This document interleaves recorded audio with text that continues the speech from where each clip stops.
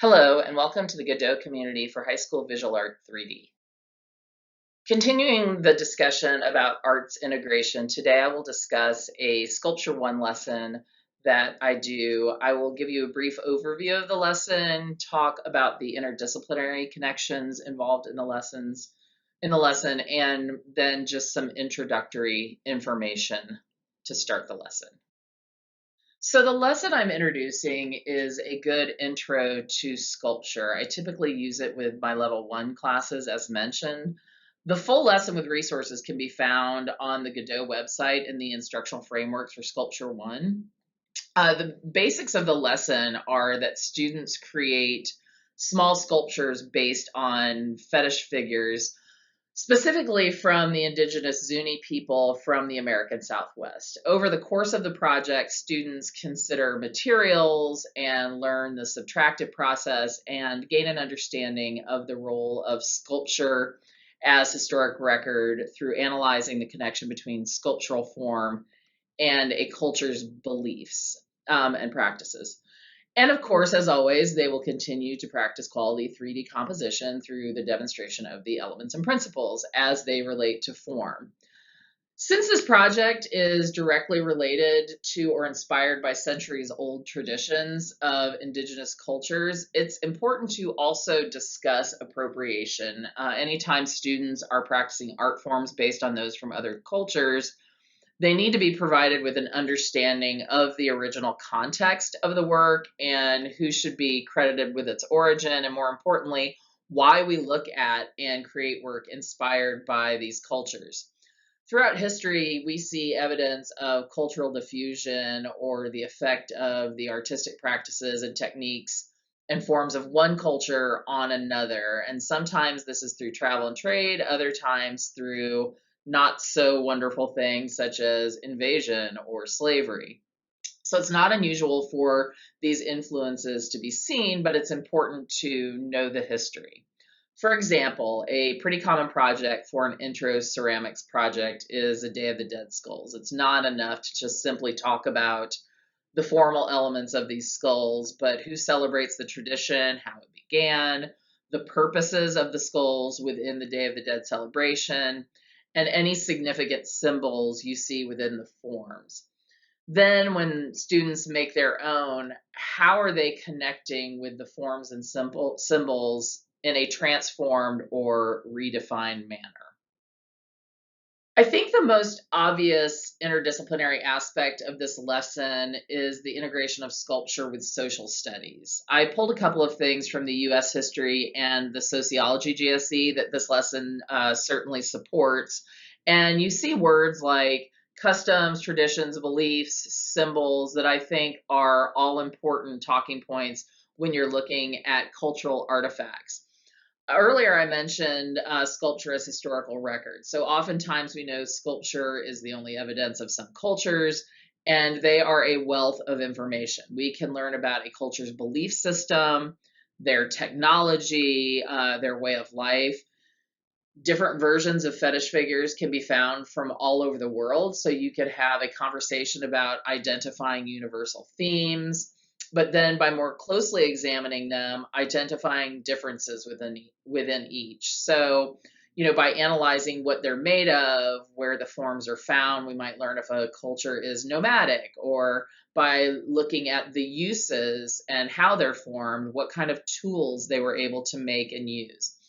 Specifically with Zuni fetishes, we learn about the significance of animals within a culture and the folklore or oral history associated with these objects. So students are looking at symbolism and meaning that Zunis associate with different animals. A good hook is if you go online, you'll find a bazillion different find your spirit animal quiz. So that's a good way to get kids to start thinking about how we closely associate or our relationship to animals. Students can decide which animal they want to carve a couple of ways. It can be that they are just finding their spirit animal and carving that. However, it's usually accepted that artisans often carved what they saw in the stone. So Students can examine their piece of stone to determine if they can see an animal within it. This is my preferred method of having students select their animals, but it's sometimes a bit challenging for some students to visualize. So they may have more success simply finding a stone which will accommodate the animal that they've selected. Since this is more about the inspiration of a Zumi art form, I often let students select fantasy or mythical creatures. I make it common practice to have students look at a range of examples for each project. So I will always pick one that I think is probably at the top end, somewhere in the middle of the road, and then one where just for whatever reason the student struggled to really bring the form into a good resolved work. And by showing students these varying degrees of success, they can really clearly understand the expected outcome with regard to form. So, looking for, in this case, an animal form, something that has visual interest, something that I can see the student has made conscious choices about the material and the shape of the material and how they have translated that into their animal. And then, of course, they have a more clear understanding of what the content is. So, this is supposed to be an animal figure, it's supposed to somehow represent them. So, that could be anything from the pose of the animal, what the story is that they are telling with this small form. And then, lastly, of course, technique.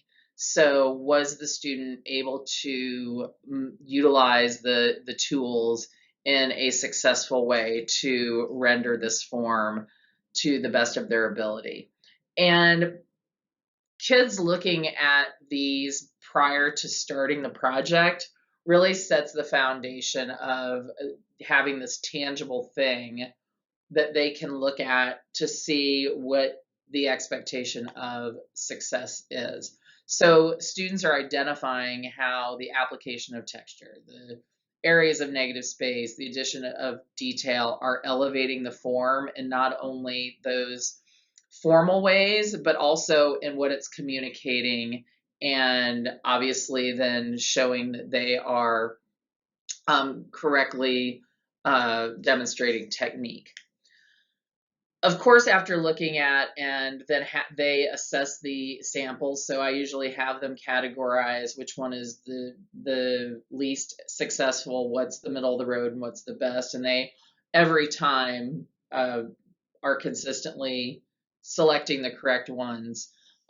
That's when they begin planning because they have a really clear understanding of the expectation of the project. I hope you found the presented info useful. Next time, I will continue the steps of the project along with some information about the summative assessment. Thank you.